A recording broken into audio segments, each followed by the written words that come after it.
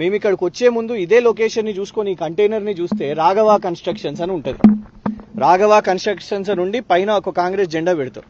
రాత్రిగా మేము వస్తున్నాం కదా అని ఇమీడియట్ గా కంటైనర్ కి రంగు పూసేసి కథం దాన్ని రాఘవ కన్స్ట్రక్షన్స్ కాకుండా దాచిపెడతారు. కానీ దాచిపెట్టినా కూడా ఈ కొండనైతే దాచిపెట్టలేరు కదా మీరు, ఈ ఎక్విప్మెంట్ ని దాచిపెట్టలేరు కదా మీరు.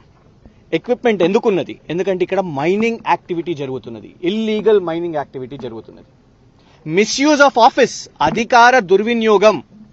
మంత్రి గారి యొక్క కుమారుడు రాఘవ కన్స్ట్రక్షన్స్, పొంగులేటి శ్రీనివాసరెడ్డి గారు అబ్బాయి రాఘవ కన్స్ట్రక్షన్స్ పేరు మీద ఇవాళ నడుస్తున్నది అని అంటే మినిస్టర్ కుర్చీలో కూర్చొని ఏ విధంగా అయితే భూ కబ్జాలకు ప్రోత్సహిస్తున్నారో, భూ కబ్జా ఎఫ్ఐఆర్ అయితే ఇన్స్పెక్టర్ గారిని కూడా అక్కడికి వెళ్లి బర్తరఫ్ చేసేస్తారో, అలాగే ఇక్కడ కూడా నువ్వు చేసుకోపో, నువ్వు ఎన్ని కొండలు కొడతావా నువ్వు కొట్టుకో, మంత్రిగా నేనున్నా కదా, మనదే ప్రభుత్వం కదా, అక్కడ ఒక జెండా పెట్టుకో చాలు కంటైనర్ మీద, ఎవ్వరు కూడా నీ వైపు రారు అనే ఒక ఆలోచనతో వాళ్ళు చేశారు. ఇలా నిజంగా కూడా ఈ రాష్ట్రంలో రెండే కనబడుతున్నాయి. ఒకటి ఖమ్మంలో అక్కడ కూలగొట్టిర్రు, ఇక్కడ కూడా కొడుతున్నారు. ఇక్కడ ఏంది? ఇక్కడ ఆస్తులు సంపాదించుకోవడానికి, అక్కడ గరీబోళ్లను ఇల్లు లేకుండా రోడ్డు మీద పెట్టారు. రెండు కూడా ఒక వ్యక్తే, only one person, Ponguleti Srinivasa Reddy గారు.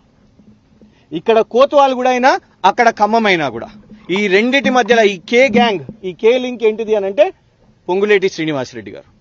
పొంగులేటి శ్రీనివాసరెడ్డి గారి మీద విచారణ చేపట్టాల్సిన అవసరం అనేది ఇమీడియట్ ఎఫెక్ట్ కోట్ల రూపాయలకు సంబంధించింది కాబట్టి, ఎందుకంటే ఇక్కడ ఎంత లెక్కబోతుందో కూడా తెలియదు కాబట్టి, సీనియరేజ్ ఫీ కూడా కడతలేరు కాబట్టి, ఇది పూర్తిగా ప్రభుత్వ ఆదాయాన్ని కొడుతున్నారు.